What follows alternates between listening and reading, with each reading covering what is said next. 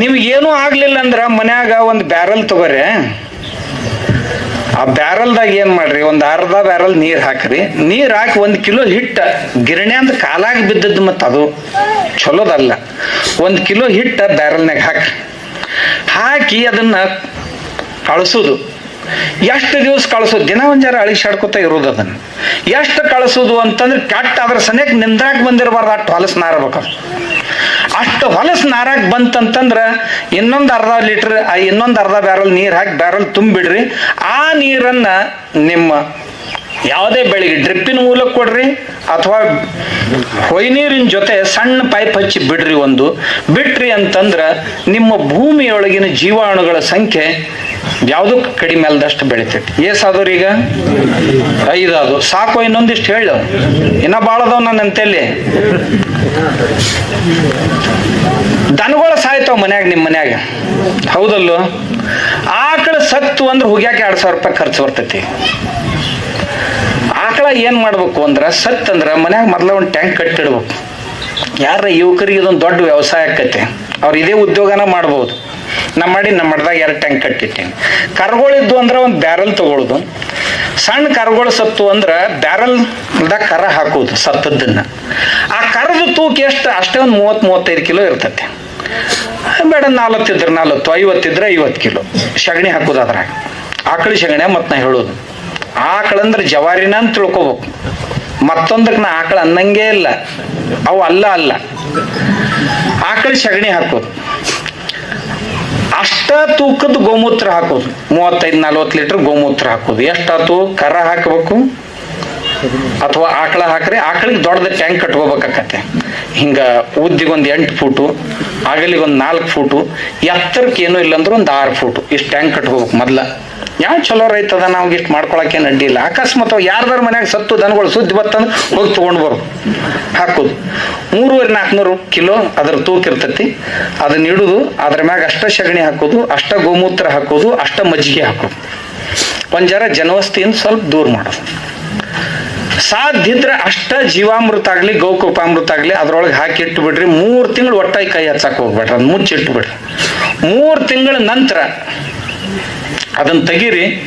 ಅದ್ರ ಎಲುವು ಸಹಿತ ಕರಿ ಹೋಗಿರ್ತಾವ, ತೊಗಲ್ ಕರಿಗಿರ್ತೈತಿ. ಕೋಡ ಉಗರ ಎರಡು ಬಿಟ್ರೆ ಏನು ಉಳ್ದಿರಂಗಿಲ್ಲ. ಇದು ಮಾರ್ಕೆಟ್ನಾಗ ಈಗ 500 ರೂಪಾಯಿ ಲೀಟರ್ ಸಿಗ್ತೈತಿ. ಇದೇ ಕ್ವಾಲಿಟಿದು ಯಾವ್ದಾದ್ರು ಗ್ರೋತ್ ಪ್ರಮೋಟರ್ ತರ್ಲಾಕ್ ಹೋದ್ರಿ ಅಂದ್ರೆ ಅದು 5 ರೂಪಾಯಿ ಲೀಟರ್ ಸಿಗ್ತೈತಿ. ಆದ್ರೆ ಇದು ನಿಮಗೆ ಏನೂ ಇಲ್ಲ ಅಂದ್ರೂ ಒಂದು 1600 ಲೀಟರ್ ಸಿಗ್ತೈತಿ. 1600 ಲೀಟರ್ ಸಿಗ್ತೈತಿ. 16 ಗುಂಡ್ಲೆ 1600 ಗುಂಡ್ಲೆ 500 ಎಷ್ಟು ಆಕೈತಿ ನೋಡ್ರಿ. ಸತ್ತ ಆಕಳ ಕಿಮ್ಮತ್ತ ಎಷ್ಟು ಲಕ್ಷ ಆಕೈತಿ ನೋಡ್ರಿ. 8 ಲಕ್ಷ ಆಕೈತಿ ಕಿಮ್ಮತ್ತ. 8 ಲಕ್ಷ ರೂಪಾಯಿದ ಜೀವಾಣು ಸುಮಾರು 100-200 ಎಕರೆಕ್ ಪೂರ ಹಾಕಿನ ಉಳಿತೈತಿ. ಭೂಮಿಯ ಸಾಮರ್ಥ್ಯವನ್ನು ಬಳಸ್ತದ. ಎಸದು 6 ಅದು. ನಿಮ್ಗೆ ಇನ್ನೊಂದರ ಜಿಜ್ಞಾಸೆ ಇತ್ತು ಅಂತಂದ್ರೆ ಈ ಭೂಮಿ ಸಲುವಾಗಿ ಇನ್ನ ಬಾಳ್ ಹಾಕಕ್ ಬರ್ತೈತಿ. ಭೂಮಿ ಒಳಗ ಭೂಮಿ ಶ್ರೀಮಂತ ಮಾಡೋದೈತ್ರಿ. ಈ ಭೂಮಿ ಎಷ್ಟು ಶ್ರೀಮಂತ, ಭೂಮಿ ಶ್ರೀಮಂತ ಮಾಡೋದಂದ್ರೆ ಏನು? ಭೂಮಿಯೊಳಗಿನ ಜೀವಾಣುಗಳ ಸಂಖ್ಯೆ ಎಷ್ಟು ಹೆಚ್ಚಾಗ್ತದ ಅಷ್ಟು ಭೂಮಿ ಶ್ರೀಮಂತ ಆಕೈತಿ. ಆಮ್ಯಾಗ ಭೂಮಿ ಎಷ್ಟು ಶ್ರೀಮಂತ ಆಕೈತಿ ಅಷ್ಟು ನಿಮಗ ಫಸಲನ್ನು ಕೊಡ್ತೈತೆ, ಅಷ್ಟು ಇಳುವರಿಯನ್ನು ನಿಮ್ಗೆ ಕೊಡ್ತೈತೆ. ನಾವು ತಗೊಳ್ಳೋ ಹಾಗ್ಬೇಕು, ನಮ್ಗೆ ಅಷ್ಟ ತಗೊಳ್ಳೋ ಹಾಗ್ಬೇಕು. ಇದು ಅಲ್ದ ನಿಮ್ಗೆ ಇನ್ನೊಂದು ಹೇಳ್ತೇನೆ. ಏನು ಅಂದ್ರ, ನಿಮ್ಮ ಮನ್ಯಾಗ ಯಾವ್ಯಾವ ಕಾಳುಗಳು ಇರ್ತಾವಲ್ಲ, ಕಾಳುಗಳನ್ನ ಮೊಳಕೆ ಹೊಡೆಸ್ರಿ. ಮೊಳಕೆ ಹೊಡಿಸಿ ಇದೇ ಬೆಲ್ಲ, ಗೋಮೂತ್ರ ಇದ್ರೊಳಗೆ ಹಾಕಿ ಒಂದ್ ಜರ ಕಳಿಸ್ರಿ.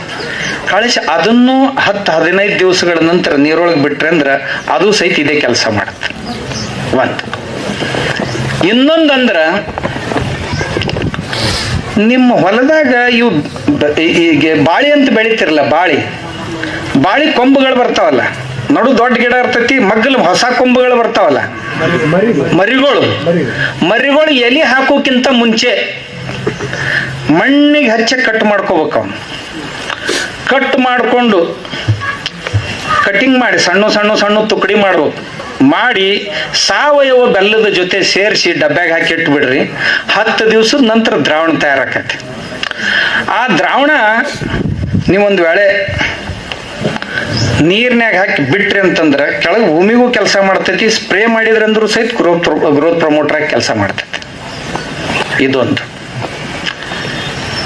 ನಿಮ್ಗೊಂದು ಹೇಳ, ಅಡಿಗೆ ಮನ್ಯಾಗ ಏನೇನ್ ನೀವು ಕಾಯಿಪಲ್ಯ ತಂದಿರ್ತೀರಿ, ಹಣ್ಣಿಂದ ಸಿಪ್ಪಿಗಳಿರ್ತಾವು, ಕಾಯಿಪಲ್ಯ ಮಾಡಿ ಏನು ಉಳಿದು ತುಕ್ಕುಡಿ ಇರ್ತಾವಲ್ಲ, ಆ ಎಲ್ಲ ತಪ್ಪಲನ ಆಗಿರ್ಲಿ, ಕಂಡನ ಆಗಿರ್ಲಿ, ಬೇರ್ನೂ ಆಗಿರ್ಲಿ, ಅವನ್ನೆಲ್ಲ ತುಕ್ಕಡಿ ಕಟ್ಟಿಂಗ್ ಮಾಡು, ಸಣ್ಣಗೆ ಕತ್ತರಿಸ್ಬೇಕು. ತರಕಾರಿನೇ ಆಗಿರ್ಬೋದು, ಹಣ್ಣುಗಳೇ ಆಗಿರ್ಬೋದು, ಅವನ್ ಕತ್ತರಿಸಿ ಅಷ್ಟ ತೂಕದ ಬೆಲ್ಲ ಅದ್ರೊಳಗೆ ಸೇರಿಸಿ 3 ತಿಂಗಳು ಇಡ್ಬೇಕದು ಡಬ್ಬಿ. ಇಟ್ರಂತಂದ್ರ ಗಾರ್ಬೇಜ್ ಎನ್ಸೈಮ್ ಅಂತ ತಯಾರಾಗ್ತದ. ಅದು ಎಲ್ಲ ಕೆಲಸ ಮಾಡ್ತೈತ್ರಿ. ನಿಮ್ಮ ಮನ್ಯಾಗ ಇದೇನ ಇದು ತೊಳಿತಿರಲ್ಲ, ಪರಿಶಿ ತೊಳಿತಿರಲ್ಲ, ನಂಬರ್ 1 ಅದು. 2ನೇದ್ದು ಬಚ್ಚಲ ತೊಳ್ಯಾಕ್ ಬರ್ತೈತಿ, 3ನೇದ್ದು ಟಾಯ್ಲೆಟ್ ತೊಳ್ಯಾಕ್ ಬರ್ತೈತಿ. ಆಮ್ಯಾಗ ಬಾಂಡಿ ತಿಕ್ತಿರಲ್ಲ ಅಮ್ಮವ್ರ, ಬಾಂಡಿ ತಿಕ್ಕಾಕ ನಂಬರ್ 1. ಅದು ಅಲ್ದ ಅದನ್ನ ನೀವು ಹೊಲಕ್ಕೆ ಗೊಬ್ಬರ ಅಂತ ಉಪಯೋಗ ಮಾಡ್ಬೋದು, ಡ್ರಿಪ್ನೊಳಗೆ ಬಿಟ್ಟು, ಅಥವಾ ಅದನ್ನು ಸ್ಪ್ರೇ ಮಾಡಿದ್ರು ನಡೀತೈತಿ. 1 ಲೀಟರ್ ನೀರಿಗೆ 2 ಮಿಲಿಗ್ರಾಮಿನ ಪ್ರಕಾರ ಸ್ಪ್ರೇ ಮಾಡಿದ್ರು ಸಹಿತ ಅದು ಗ್ರೋತ್ ಪ್ರಮೋಟರ್ ಆಗಿ ಅಥವಾ ಈ ಸಾವಯವ ಗೊಬ್ಬರ ಆಗಿ ಕೆಲಸ ಮಾಡ್ತದೆ. ಎಷ್ಟು ಬೇಕ್ರಿ ನಿಮ್ಗ? ಸಾಕಷ್ಟು ಅದಾವ.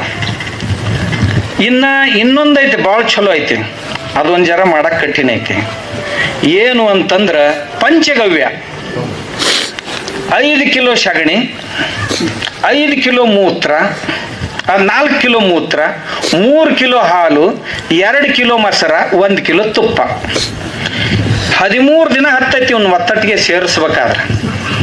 ಮೊದಲು ಏನು ಮಾಡ್ಬೇಕು? ಸಗಣಿ ತುಪ್ಪ 2 ಕಲಸ್ಬೇಕು. 3 ದಿವಸ ಹಗಲು ರಾತ್ರಿ, ಮುಂಜಾನೆ ಒಮ್ಮೆ ಸಂಜೆಗೊಮ್ಮೆ ನಾದ್ಬೇಕು ಇವನು. ಯಾಕಂದ್ರೆ ತುಪ್ಪ ಸಗಣಿ ಬಿಟ್ಟು ಸೆಪ್ರೇಟ್ ಆಗಬಾರ್ದು, ಹಂಗೆ 2 ಕೂಡಿಸ್ಬೇಕು ಇವನು ಚೆನ್ನಾಗಿ. 3 ದಿವಸ, ಮೊದಲನೇ 3 ದಿವಸ. ಆ ನಂತರ ಅದ್ರೊಳಗ ಹಾಲು ಸೇರಿಸ್ಬೇಕು. ಹಾಲು ಹಾಕಿ ನಾದಕ್ಕೆ ಶುರು ಮಾಡ್ಬೇಕು. ಅದನ್ನು 3 ದಿವಸ ನಾದ್ಬೇಕು. ಮತ್ತೆ ಅದು ಆಗಿಂದ ಮೊಸರು ಹಾಕ್ಬೇಕು. ಅದ್ರಾಗ ಮೊಸರು ಹಾಕಿ ನಾದ್ಬೇಕು. ಅದನ್ನು ಮತ್ತೆ 3 ದಿವಸ. 2 ದಿವಸ ಆತ್ರಿ, 9 ದಿವಸ ಆತಲ್ಲ. ಆಗಿಂದ ಅದ್ರೊಳಗ ಗೋಮೂತ್ರ ಹಾಕ್ಬೇಕು. ಹಾಕಿ 4-5 ದಿವಸ ನೀರು ಹಾಕಿ ತಿರುಗಾಡಿಸ್ ಸ್ವಲ್ಪ. 13 ದಿವಸ ಆತಿಲ್ಲೋ ದ್ರಾವಣ ತಯಾರಾಕೈತೆ ಅದ್ರದ್ದು. ಅದು ತಯಾರಾತಂತಂದ್ರೆ ಅದು ಎಷ್ಟು ಕಿಮ್ಮತ್ತಿಂದ ಐತ್ರಿ, ಅದ್ರ ಕಿಮ್ಮತ್ತ ಮಾಡಕತ್ತಂಗಿಲ್ಲ. ಇದನ್ನ ಬೇಕಂದ್ರೆ ಸ್ಪ್ರೇ ಮಾಡ್ಬೋದು, ಅಥವಾ ಇದನ್ನ ನೀರೊಳಗೆ ಹಾಕಿ ಸೋಸಿ ಡ್ರಿಪ್ಪಿನ ಮೂಲಕ ಬಿಡ್ಬೋದು. ಇದು ಭೂಮಿಯಲ್ಲಿರುವಂಥ ಜೀವಾಣುಗಳ ಸಂಖ್ಯೆಯನ್ನು ಭಾರೀ ಪ್ರಮಾಣದಲ್ಲಿ ಹೆಚ್ಚು ಮಾಡುವಂಥ ಕೆಲಸ ಮಾಡುತ್ತೆ. ನಿಮ್ದು ಯಾವ್ದೋ ಹೂವಿನ ತೋಟ ಇರಲಿ, ಹಣ್ಣಿನ ತೋಟ ಇರಲಿ, ತರಕಾರಿನೇ ಇರಲಿ, ಇದನ್ನ ಸ್ಪ್ರೇ ಮಾಡಿದ್ರಿ ಅಂತಂದ್ರೆ ಹೂಗಳು ಉದುರುದು ಬಂದಾಕತಿ. ಆಮ್ಯಾಗ ಕಾಯಿ ಮ್ಯಾಗಿತ್ತು ಅಂದ್ರೆ ಕಾಯಿಗಳು ದೊಡ್ಡ ಆಗ್ತಾವು. ಆಮ್ಯಾಗ ಕಾಯಿಗಳ ಸೈಜ್ ದೊಡ್ಡ ಆಗೋದ್ರ ಜೊತೆಗೆ ತಳ ತಳ ತಳ ತಳ ಹೊಳಿತಾವ ಕಾಯಿಗಳು. ಇಂಥ ಸಾಮರ್ಥ್ಯ ಇದ್ರೊಳಗೆ ಐತಿ. ಇಷ್ಟು ಹೇಳಿನಲ್ಲಿ, ಇಷ್ಟು ನೆನಪುಳಿತಾವ. ನೀವು ಏನೂ ಮಾಡೋರಲ್ಲ, ನನಗೆ ಪಕ್ಕ ಗೊತ್ತೈತಿ.